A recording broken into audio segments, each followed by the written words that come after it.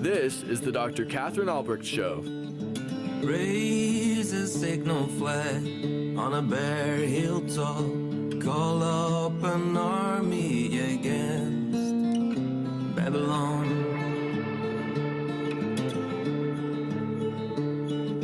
Raise a signal flag on a bare hilltop. Call up an army against Babylon. Wave your hand to encourage them. Wave your hand to encourage them. As they march into the palaces of the high and mighty. I, the Lord, have dedicated these soldiers for this task. Yes, I have called mighty warriors to express my anger. Yes, I have called mighty warriors to express my anger. And they will rejoice when I am exalted.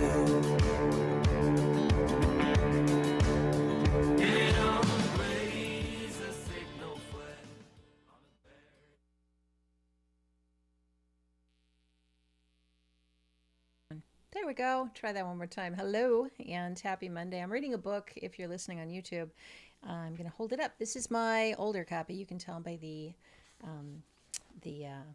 I don't know, the little sticker there with its little goop, but also just the design. This is a very kind of 80s, 90s design. This was published originally in, hang on, it's called The Cunning of History, the Holocaust in the American Future. And I have a couple things to say about the Holocaust, but I'm not going to do a whole show on the Holocaust because, well, who wants to start a Monday with that? This was originally published in 1975. The author is Richard Rubenstein, with an introduction by the novelist William Styron. The Holocaust in the American Future, The Cunning of History, and this particular version was published in 1987, which it makes sense with this little cover on here. These little lines. that was kind of the style back then. So I am reading about 20th century history because I am trying to wrap my head around the impact that technology has had on human beings. Let me turn my volume up just a dot there. The impact that technology has had on human society over the course of the Industrial Revolution and then the electricity era, and all the way through the computer and the internet eras, and now into the AI era. And so I have been really trying to wrap my head around the great gifts that technology has given us with the one hand, and the backstabs that it has perpetrated against us with the other. And nowhere is that more apparent than in the topic of democide.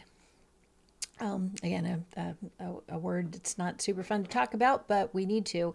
Democide is the killing of people by their own governments, not through war, through intentional plans to reduce population, to eliminate undesirable groups of people, and to just wipe out huge numbers of people through genocide. And the Nazis, with the Holocaust, were not the worst perpetrators of democide in the 20th century. The 20th century was the most deadly century humanity has ever lived through. More people were killed on a per capita, just overall general number, and a higher proportion or percentage of people were killed in that century than at any previous time in history. And what made that possible was technology. Technology made it possible for the first time to drop, for example, a nuclear bomb on a city and kill large numbers of people with a single airplane, right? That was impossible before. If you think back to Genghis Khan even. Genghis Khan was a pretty major murderer, but it took a lot of people and a lot of travel and a lot of horses and a lot of mileage covered in order to do the kind of devastation that he did. And even then, one soldier was only able to kill what one soldier could kill. All right, now, again, not a pleasant topic, but what technology does is it expands the ability of one person to perpetrate horror on others, to kill. So in the same way that maybe back in I don't know, the 1800s, had someone decided to go to a school or decided to go to a shopping area and kill a bunch of people, there's only so much they could do. The invention or advent or availability of handguns, I guess I have to go back before the 1700s, let's say the 1400s, before we had guns. But with a handgun, especially a semi-automatic machine gun, it's possible to take out a whole lot of people being just one person. So one thing that I've been observing is that technology makes it possible to kill large numbers of people quickly. And the researcher who covered this, I've talked about him before on my show, although probably not too much this time around, is R.J. Rummel, Rummel, professor at the University of Hawaii, who has since passed away. But Death by Government is his book, and I have a copy of it somewhere in a box, I think. I gotta dig it up or get another copy. But Death by Government is the book that delineates, lays out, I mean, he spent his academic career and indeed much of his professional life trying to identify this phenomenon and tell people about it, warn people about it, that the most deadly force on planet Earth is people's own governments. Killing more times, I think it's something like 4 times more. I don't know, the numbers really, I don't have the stats in front of me, but a lot more people have been killed by their own governments than have been killed by all of the 20th century's wars combined. Right. So in this book, and I recommend you read it, it's very readable and makes a very strong case, this book, The Cunning of History by Richard Rubenstein, it makes a very strong case that there was something unique about technology, bureaucracy, the 20th century, that made the Holocaust possible in a way that had never been possible before. And one of the things that he actually conjectures about in this book in the 1970s is what would have happened had the Nazis actually had computers. Now, they came close to having computers. We know this from the book by Edwin Black called IBM and the Holocaust, that they had a tally machine, like a computer hole punch kind of machine, known as the Hollerith machine, that IBM made available to them to identify and I guess the characteristics of the people in the country. So you could know if someone was a gypsy or mentally disabled or homosexual or a Jew or I think there were a couple other categories they had, physically, mentally disabled. If you were in that category and the hole on your punch card came up and said that you were in that category, that is how they identified and separated out people who were to be rounded up and killed versus those who were not. So we know that even the earliest technologies from IBM were being used, technology that IBM used for the US Census actually was made available to Germany. IBM profited quite a bit off of this, and that technology, with the help of IBM, was used to help facilitate the Holocaust. So technology has always played a role in man's domination over other men. It always has. Now, I have a second book. So this one came off my shelf. I've had this Cunning of History book for quite some time. I picked this book up for free, wandering through a library that just happened to have a box that said free. And I was like, oh, how interesting is this? So this is a book that I've wanted to read for some time. It is The Population Explosion. Let me tell you what it is. 3 essays on population by Thomas Malthus. That's the Malthusian theory or idea that the world was going to become incredibly overpopulated. And we heard a lot about this in the 1970s. Presumably in the 1960s. I wasn't really old enough to pay attention then.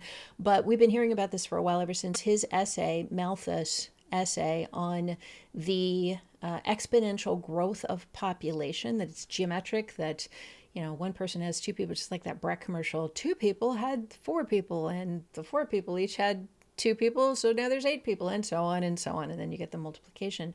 I'm just going to read a little bit off the cover of this book so you can see where my mind has been going and what sorts of things I'm looking at. And I think I'm going to give you something very, Katherine-esque, my unique take on how things work. And I find myself doing this all the time, of coming up with things. I'm like, I've never heard anybody say this before, but this makes a lot of sense. All right. So first, let me just read you this and tell you what the preoccupation for the bureaucracies, the governments of planet Earth was in the early part of the 20th century. Okay. 3 essays on population: Thomas Malthus, Julian Huxley, he's the guy who wrote Brave New World, and a guy named Frederick Osborne. The Population Explosion: 3 timely and important essays that explore a critical world problem, a growth rate which continues to rise in a world already crowded with people. Okay, so that's the cover of the book. I'm going to read the back. The Population Explosion: 283,000 babies. Let me give you the date of this. Hang on. This one was published in, where is it? Will I beat the break? Let's find out. 1960. Ha! I did it. All right, stay tuned. I'll read you the cover and tell you my insight when we come back. Why are most email programs free? Companies use them as bait to lure people into their system so they can scan their data and sell them to advertisers. It's like a hotel giving out free rooms so they can film people sleeping and then sell the video. You'd never agree to that. StartMail restores your privacy. No one but you sees your sensitive data, and it costs less than a postage stamp a week. StartMail.com. It's email you can trust. Your email is your business, but if it's spied on, hacked, or intercepted, it can fall into the wrong hands. The solution is encryption, a high-tech way to scramble your data so no one can read it. For years, only the technical elite could use this powerful tool until StartMail came along. StartMail not only lets you encrypt the email you send, it encrypts your entire account. Encryption. It's just one more way StartMail.com keeps you safe. Hi, this is Joe Jaquin, owner of the Patriot Trading Group. I'm sure you're probably aware of the reputations of many of the precious metals dealers here in the Front Range. I talk to customers all the time that know gold and silver are strong investments, that they are a hedge against a volatile economy. But these customers don't know where to buy gold and silver and are very justifiably concerned that they'll get ripped off. So I want to make you this promise. At Patriot Trading Group, there are no commission salespeople. We don't make outbound phone calls. We don't try to upsell you into some scam or package that we created. We don't disclose your information to anyone ever. The majority of our business comes from referrals and long-time repeat customers. If you're looking to learn about or invest in precious metals, give us a call at 800-951-0592 or go to allamericangold.com. That's 800-951-0592 or go to allamericangold.com. The Patriot Trading Group. No salespeople, no calls, just old-fashioned service.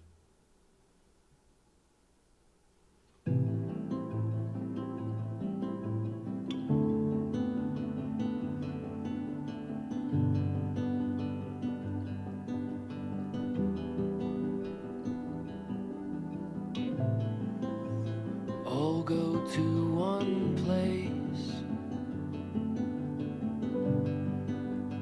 All are from the dust, and to the story turn.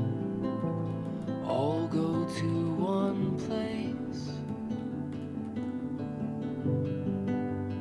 All are from the dust, and to the story turn.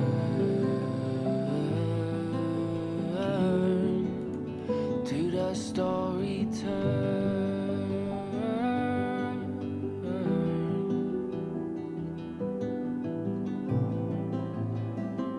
That's our bodies we're speaking of there.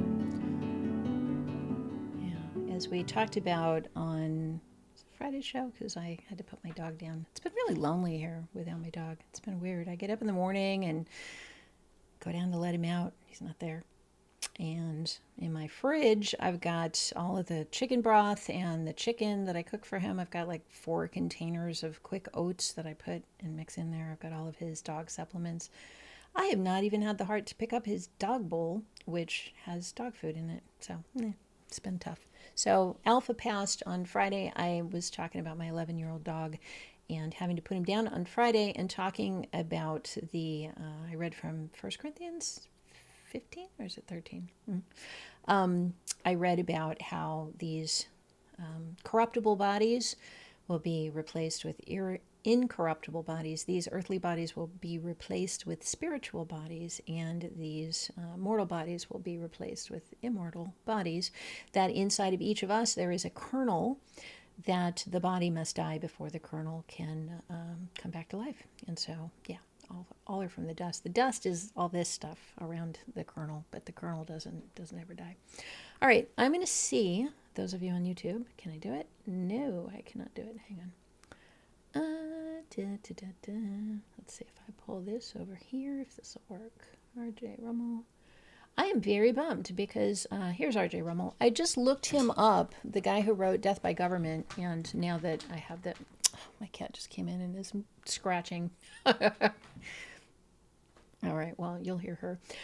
This book, Death by Government, if you are on YouTube, you can actually see it. I've got the window up here. Death by Government, Genocide and Mass Murder Since 1900. Fifth printing. When did they do this fifth printing? I don't know. They've got a lot of editions, and they need to print more. It's a book that I'm just going to get another copy of in case it ever does go out of print. But let me tell you, it's $57.99. Yeah. Let me read it. This is R.J. Rummel's fourth book in a series. Whoa.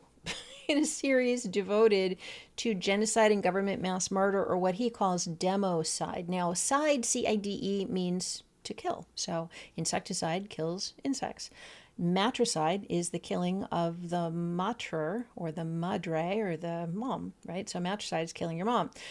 Fratricide is killing of that fraternal guy who would be your brother. So fratricide is killing your brother. And democide is a little different from those other words, because homicide, killing a human, democide is not quite, the word doesn't work the same way, because democide is not the killing of the demo. I guess it is. How does that work? Because demo is the population, the public. So I guess that's right. Democracy is ruled by the people. Democide. Yeah, so the killing of the people by those who rule the people. That makes sense. All right, democide. Horrible word. He presents the primary results in tables and figures, as well as a historical sketch of the major cases of democide. By the way, the most deadly government on earth in the 20th century was actually China under Mao Zedong, who murdered literally tens of millions of people. More than tens of millions of people, probably hundreds of millions of people, in order to achieve communism, to replace the Chinese system with communism. So super deadly, super deadly government, much more so than the Nazis. But the Nazis achieved particular infamy because of the methods they used, the systematic way in which they did it. But these other governments that killed tens of millions of people were also quite systematic. They just weren't quite as technological about it. I do recommend getting a copy of this book. I'm going to see if I can track my copy down, or maybe I'll just shell out the $57.99 and get myself a copy of a new copy of this book. And one more quick thing I want to tell you, I'm bummed because the website, deathbygovernment.org, here's R.J. Rummel. You can see a picture of him if you're on YouTube. October 1932 through March 2014, American political scientist, educated at Indiana University, Yale University, and University of Hawaii. Spent his career studying data on collective violence and war with a view towards helping their resolution or elimination, right? Genocide, and he coined the term democide. The website, his website, I'll show you that it's not there. Deathbygovernment.org. Maybe I can reach out to the people who had this website. Now, I'm going to show you something cool. This is totally off topic, but it's relevant to when you go to a website you know used to exist, but it's not there. So if you look, hang on, how do I bring the window? There you go. So if you're on YouTube, you can actually see I have the window open, and it says deathbygovernment.org/lander. And what I'm going to do, I'm going to delete Lander from here, deathbygovernment.org, and I hit it, it goes back to Lander, and there's nothing there.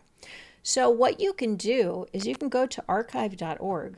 Watch this. This is so cool. If I could spell it, archive.org. And you will get to the Internet Archive, or the Wayback Machine. This has been around for a long time. This is an awesome website. I want you to know about it. You can go to archive.org.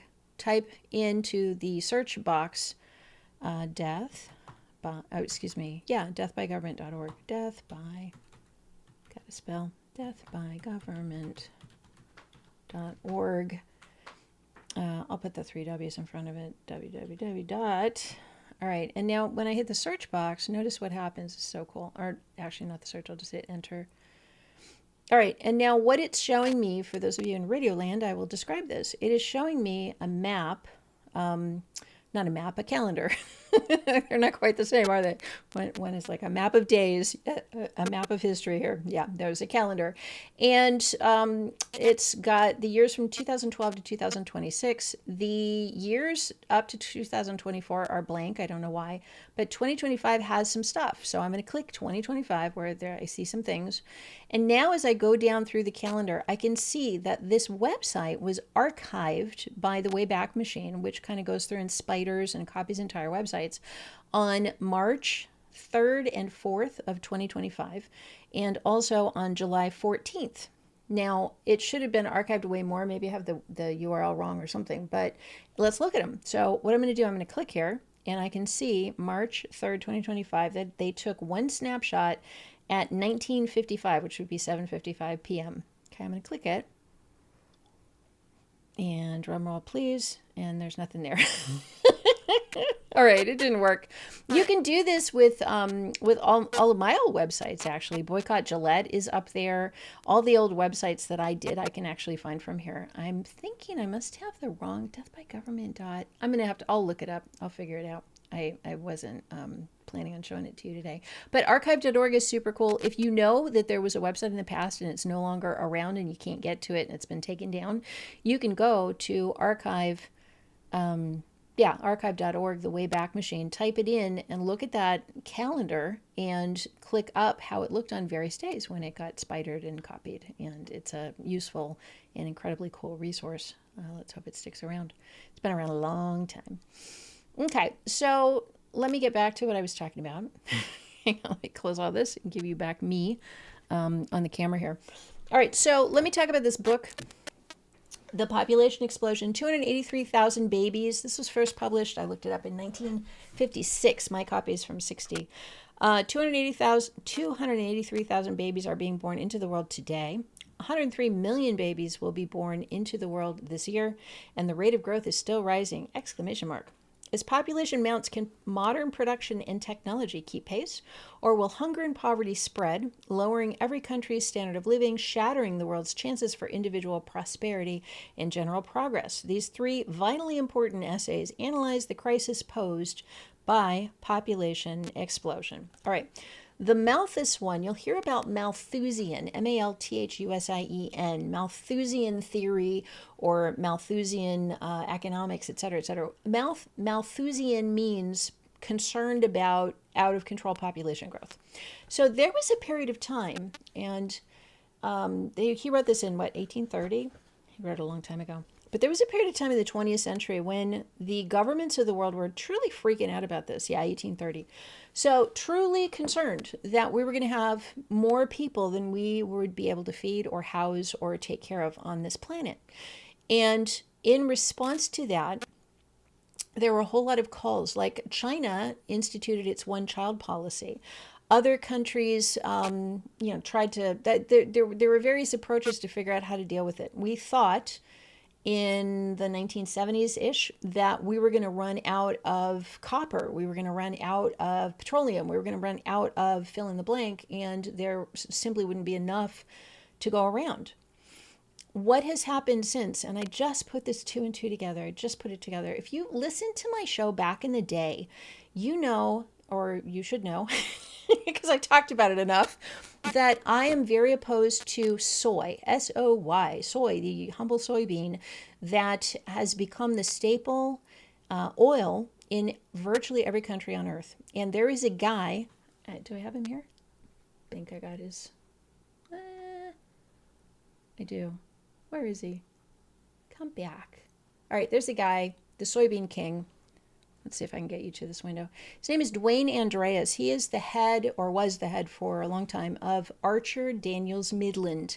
You may have heard of them. They're a big food conglomerate. They produce everything from cornstarch to flour to industrial chemicals to you name it. They're like a big agrochemical company that produces food. And you probably heard of them if you listen to NPR. That's where I know about them, because on NPR they would always say this, all things considered is brought to you by the Archer Daniels Midland Corporation. And that's these guys, right? So ADM, Supermarket to the World, they'd also say that, right? Supermarket to the World. Let me look up Dwayne Andreas, and then I'll see if I can get it over here to this screen so you can see who this guy is. All right, so the Soybean King came along. Here he is, Dwayne Andreas. Why is it not in this window? No. I'll figure it out. Okay, I'll figure it out. Those of you watching on YouTube will get to see me figuring it out in real time, because I don't have a way to figure it out without having it go out live on the stream. So you'll get to watch me figure it out. All right, those of you in Radio Land, I will be right back. And you can also check me out if you go to YouTube at Katherine Albrecht Radio. All right, stay tuned. Be right back.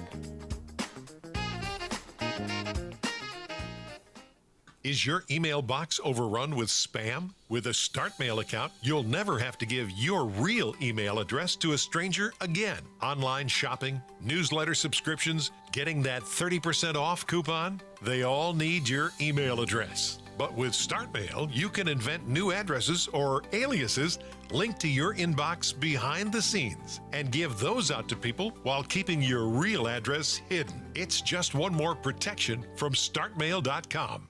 Red alert, Yahoo users. You've fallen in a trap that could ruin your life if you keep using Yahoo. You consent to sharing all data in your email account with our AI providers, and you grant us a perpetual license to use, display, publish, and publicly distribute your content in any media known now or in the future, and to let other users access and distribute it as well. Yikes. It's time to switch to StartMail, the only email that's AI-free and private by design. StartMail.com. Use promo code JD.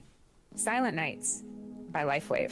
When you're ready to fall asleep, and I stress, when you are ready, apply the Silent Nights patch. You won't be able to keep your eyes open because it uses your body's own energy to tune into the calming frequencies of your brain. 100% natural and safe with a full money-back guarantee. Go to 1360khnc.com and click on the Natural Health Products button. 1360khnc.com. All of your electronic devices can be severely damaged by lightning bolts and power surges. Even worse, an EMP attack can destroy everything, leaving our technology-dependent society with no technology. But don't let You will experience God's peace, the peace of God. Then you will experience God's peace, the peace of God, which exceeds anything we can understand, anything we can understand, which exceeds anything we can understand, anything we can understand.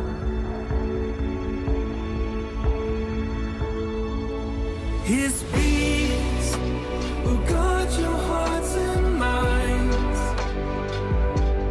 as you live in Christ Jesus. Oh, His peace will guard your heart.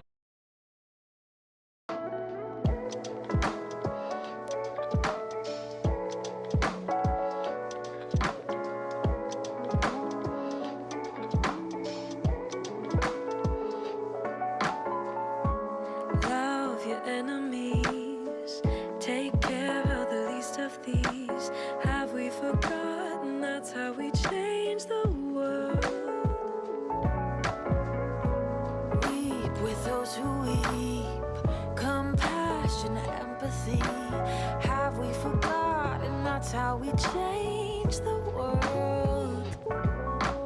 Have we forgotten that's how we change the world? All right, I'm back. The King So I want to talk about Dwayne Andreas. Let me see if I can get this point across. So Dwayne Andreas, let me bring you to the window here. Dwayne Andreas, known as the Soybean King, basically, let me take you over to another page of him. Soybean King Dwayne Andreas, who brought nations together, dies at 98. This is in 2016. This guy single-handedly managed to take the world, the entire planet, and switch them away from their usual sources of oil, food oils, which primarily were, corn oil and lard, animal oils, avocado oils, coconut oil, palm oil, whatever it was that they were using in that part of the world, and convert them to using soybean oil. Now, there is something super interesting about soybean oil. He did this through the 1970s. And I remember as a kid, do you remember the ads for Wesson oil? And they would be frying chicken, and the phone would ring, and then the mom would turn the chicken off, go answer the phone. She'd come back like half an hour later and go, "Oh no, the chicken's ruined. It's been sitting in the oil all this time." And then they would, just paper towel it off and go, "Oh, it sounds just really good. It's great." So that's because corn oil was the oil of choice when I was growing up. There was no soybean oil. Nowadays, you go into the grocery store and it is the primary oil you will see, the one that's cheap, the one that people who don't want to spend a lot of money are using. And what do they call it? Do they call it soybean oil? Of course not. They call it vegetable oil, but it's not a vegetable. I suppose you call soy a vegetable, kind of, but it's not vegetable oil. And in fact, people are tricked into believing that they're doing something good for themselves by buying vegetable oil, because we all know we're supposed to eat vegetables, but it's really bad for you. It's bad for you in so many ways, and I've done multiple shows on why it's bad for you. We know that exposure to soy in utero causes boys' testicles and all of the sort of genitalia that they use to reproduce when they become men, it causes them to become atrophied and damaged. And there is a reason way back, there's a reason why soybean oil was never used as a food oil. It's because it causes sterility. Now, put two and two together here. We've got a problem where the world's leadership was concerned about population growth. And then right around the same time, and I've just now put two and two together here, right around the same time, this guy became a multi-cajillionaire, the equivalent of today's billionaires on their yachts, by convincing every government on earth, South America, Southeast Asia, Eastern Europe, you name the country, all throughout Europe, all through the US, Canada, Mexico. He went everywhere and got through all kinds of gifts. I mean, he was like a big time gift guy. He would build like life-size bronze statues of the dictators of certain countries, and then install these. He did one of Reagan, even huge life-size statue of Reagan, bigger. I think it was like twice life-size. But this is the kind of thing he would do. He would come bearing huge gifts, and then schmooze his way in with the powers that be and get them to sign contracts to begin importing huge quantities of soybean oil. And going back to the history of this that I've talked about before on the show years ago, back in the early days, back in the, say like that, early 1900s, I have to go back through all my old notes on this or look them up again. But there were two guys who thought they were going to make their fortune. They filled a horse-drawn cart with soybeans and traveled from place to place trying to convince farmers to purchase these soybeans, and they couldn't. And the reason they couldn't is because farmers knew that if you feed soybeans, because it's a protein source and it's plant and animals will eat it, but if you feed it to your cattle, if you feed it to your pigs, if you feed it to your horses, they will become sterile and they will not reproduce. So, and that's because the estrogens and the phytoestrogens that are in soy products, particularly soy products that have not been modified in some pretty major ways, like the Asians ferment them, turn them into soy sauce, and tempeh, they do certain things to them to reduce this toxic quality from them. But plain old soybeans are really, really bad for fertility. Now, I'm putting two and two together here. I got Dwayne Andreas over here on the one hand, in my little window here.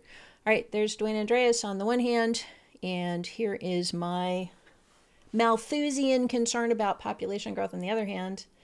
Right around the same time, 1960s, 1970s, this was a big concern. And so what did he do? He went and got every single country on earth to switch from their normal, natural, long-standing source of oil to a source of oil that comes from a plant that causes difficulty with reproduction.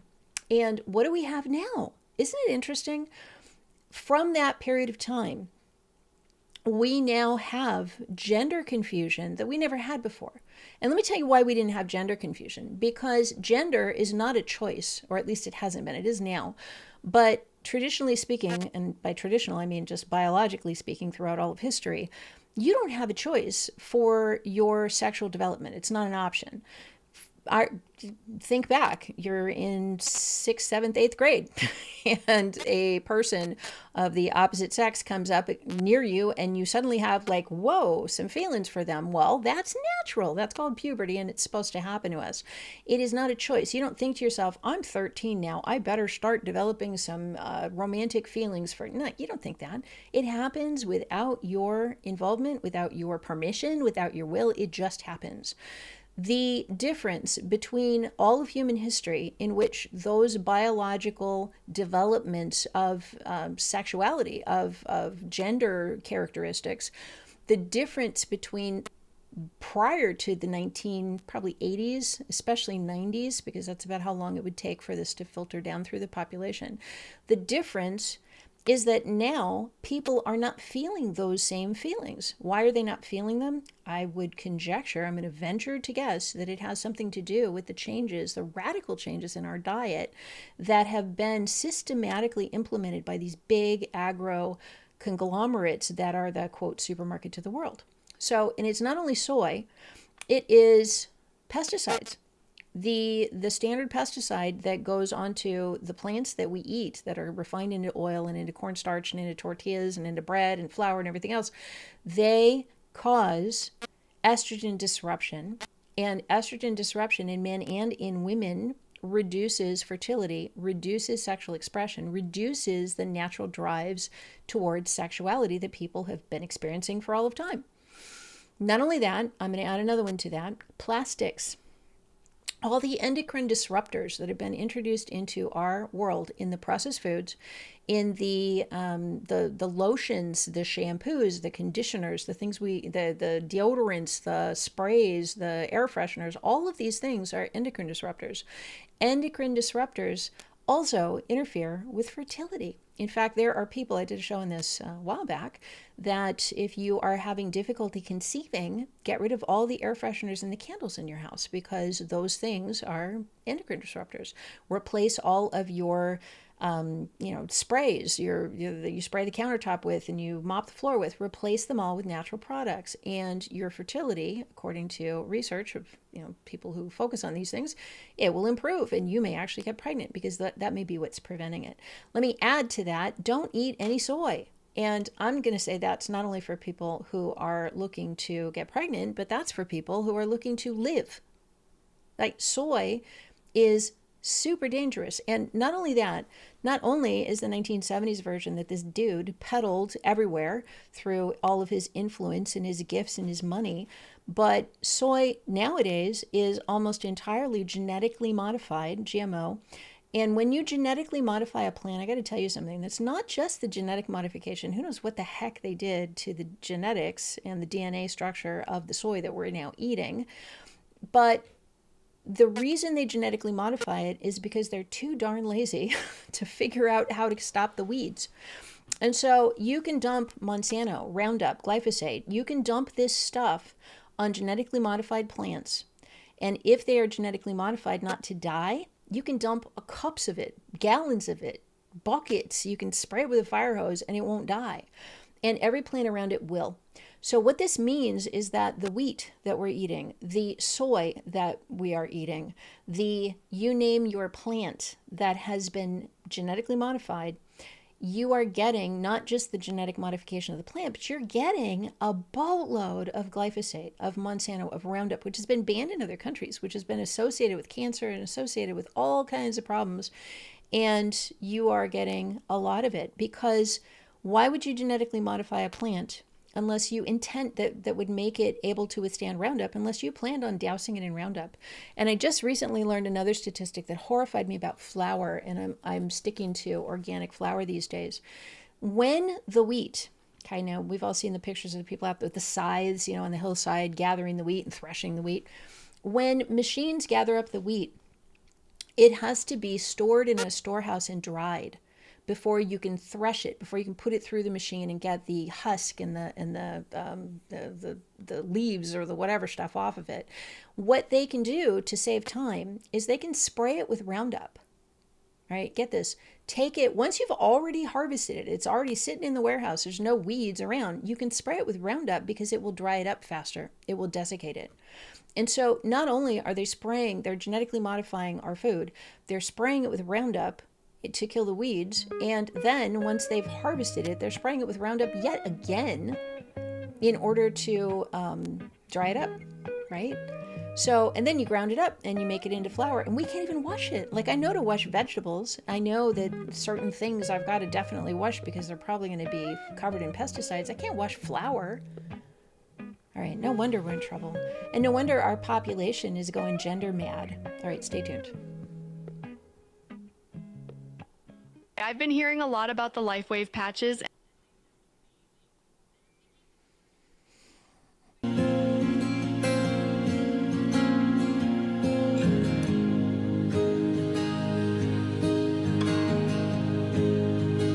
Look at the birds.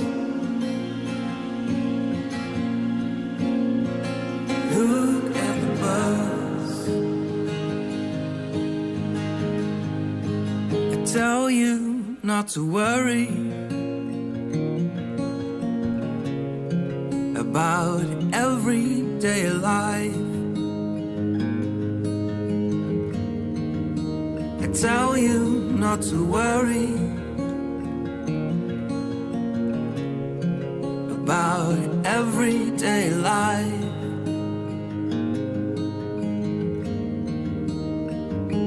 Can all your worries add a single moment to your life?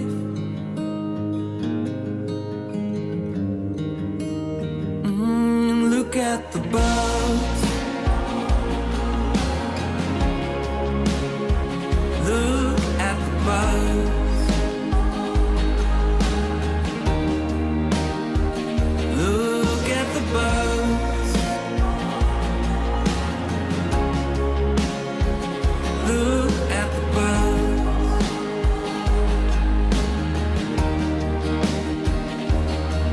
And if God cares so wonderfully for wildflowers, He will certainly care for you. And if God cares so wonderfully for wildflowers, He will certainly care for you. Can all your worries at a single moment?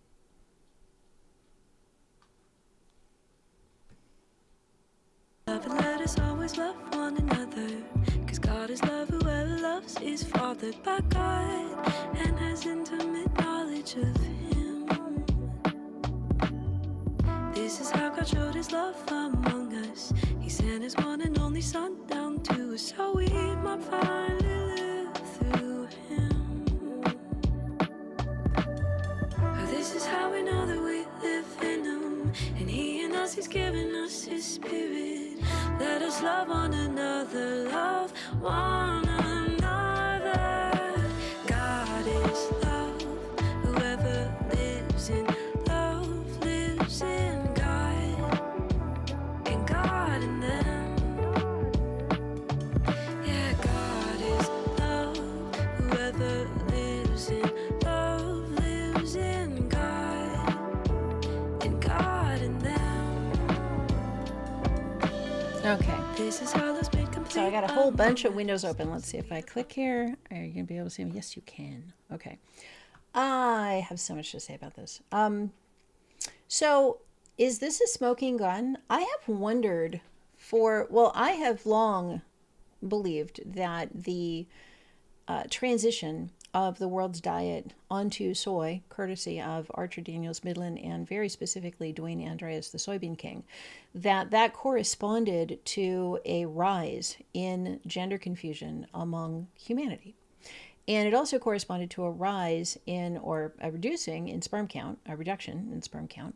It corresponded to a new problem, which is infertility. We've always had infertility, but it's been relatively rare, and it seems to be at epidemic levels these days. That part I knew.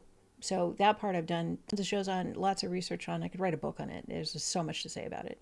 But the part that I had not connected until this weekend when I was reading about the Holocaust, and I'll get back to this book that I was saying about the Holocaust. This is Richard Rubenstein. So Richard Rubenstein argues, The Cunning of History. Great book, by the way. It's an essay. It's short. You can read it in one evening. It's a pretty quick read. Definitely worth reading, not horrifying. It doesn't have graphic accounts of awful things happening in the concentration camps. It's more of a dispassionate, which is a 50-cent word meaning a kind of neutral, distant, kind of observant, without a lot of emotion.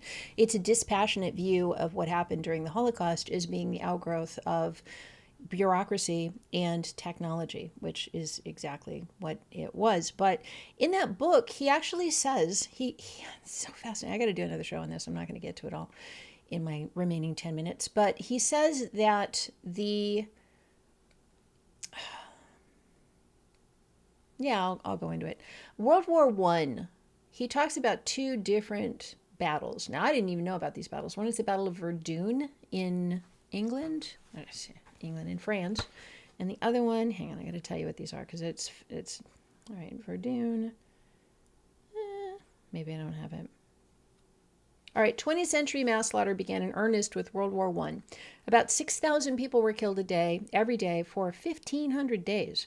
The total was around 10 million. World War I was the first truly modern war of the century. Okay, then he goes on, and this is what he says. Listen to this. In essence, okay, the objective, all right, all right, I'll read this. In modern warfare, the objective is to deprive the enemy of his basic instrument of violence, his army. In essence, this is what General von Falkenhayn, the German commander, attempted at the Battle of Verdun. Von Falkenhayn's strategy was biological. His objective was to exterminate as many of the enemy as possible. This was a giant step towards the death camps of World War II.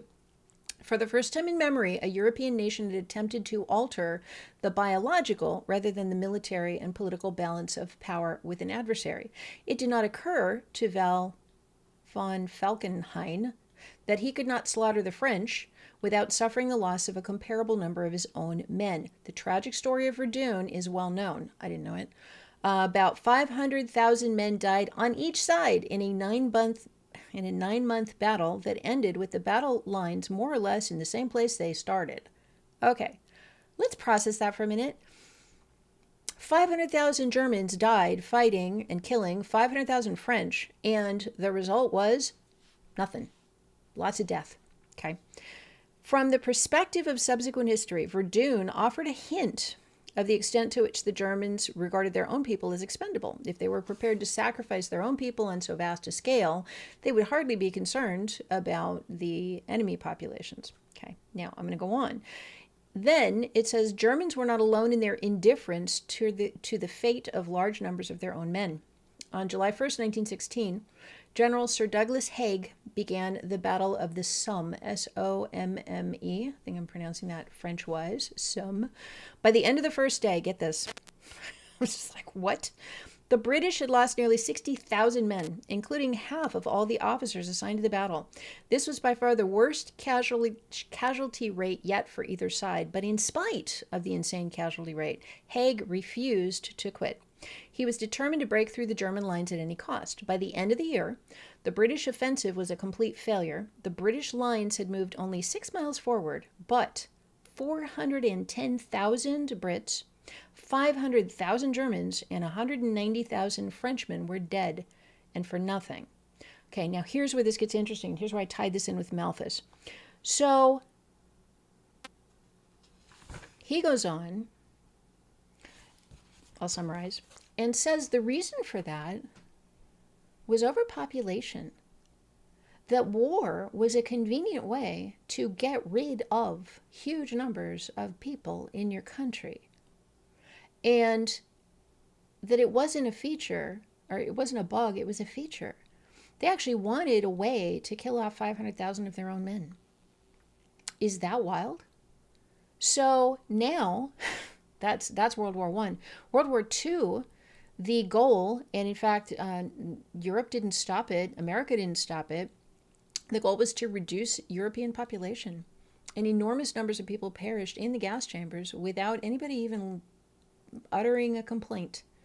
Because we had gotten to the point where there were so many people that the powers that be, having read this 1830 Malthus essay, were like, okay, we probably do need to reduce our population of this planet by 15 million or so. So that is how I stumbled upon this connection, reading The Cunning of History, reading the Malthusian problem of population from the 1830s, and connecting it with something I already knew about, which was the fact that, weirdly, Archer Daniels Midland and Dwayne Andreas got soy oil to become the predominant oil on the face of planet Earth, and it has all these problems. All right, in my remaining 3 minutes, I'm just going to show you a couple things online. All right, soy prenatal genital development. Boy, that's a mouthful.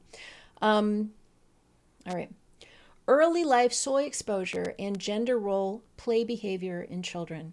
Guess what? All this soy formula that we fed to babies, all this soy that moms were encouraged to consume to increase their protein intake during pregnancy, results in actual changes in gender behavior in children. When mom consumes soy in utero and children consume soy as youngsters, they grow up and they do not have the normal sex differentiation in their behavior. Prenatal exposure to soy isoflavones and anogenital, and that's the anus and genitalia, disruption in reproductive development. Another one, associations of maternal soy product consumption and urinary deformities in babies. The role of soy isoflavones on women's fertility. Soy pregnancy, pubertal development, chemicals in soy alters reproductive organs in male rats. Babies fed soy-based formula have changes in developmental trajectories. This goes on and on. I could do this for pages. I could do this for hours. There's so much on this, right? So much. Wait, what is this? Not a paywall. Hang on. Soy foods. Yeah, soy food intake in relation to semen quality parameters among men in an infertility clinic. I'm telling you, this goes deep. And I think that this explains a lot. And it explains a lot of ruined lives. It explains a lot of people who have been so confused about their gender because they don't have the normal things driving them to have gender expression, that they are deciding in their own minds based on social media influence and society at large and a bunch of people who don't have their best interests at heart. They're just choosing, eeny, meeny, miny, mo, I think I'll be a man. Eeny, meeny, I think I'll be a girl. I think I'll be a girl who likes girls. No, I think I'll be a girl who likes men. I think I'll be it's random. And the reason it's random is because the biological imperative that has always been part of human development has been systematically, I believe, has been just completely toxically changed in human beings. It's been changed through all the phytoestrogens. It's been changed through all of the chemicals, all the ingredients, but above all, by our diet. And that is why it is imperative. You need to stop eating soy. I don't eat it. If I see soybean oil in something, I don't buy it. The only time I probably consume soybean oil is when I'm out in the world and maybe have like a French fry here or there. But even then, I try not to. I try to be careful about the fried foods that I eat when I'm out. And I look at labels. I read labels. I avoid guar gum, xanthan gum, methyl hydroxycellulose, all of the emulsifiers that are causing colon cancer. And I avoid soy because I already had breast cancer. I don't need to have more. I don't know. I don't need to have more problems with this. All right. Yeah. So who knows? Who knows? Is there something to it? I think there may be, actually, because we don't have that population problem. We don't have that big concern now of, oh no, the world's going to be overpopulated. What is the concern now? Elon Musk, like, people need to have more kids. China trying to increase the number of children, giving financial incentives to have more than one child. So they went a little too far, right? People aren't even reproducing now. I wonder why not. It wasn't social. It is biological. They changed our biology. All right, I'm Katherine Albrecht. I'll be back tomorrow. It's always fun. All right, probably have a lot more to say. See you then. Thanks for listening. God bless you all.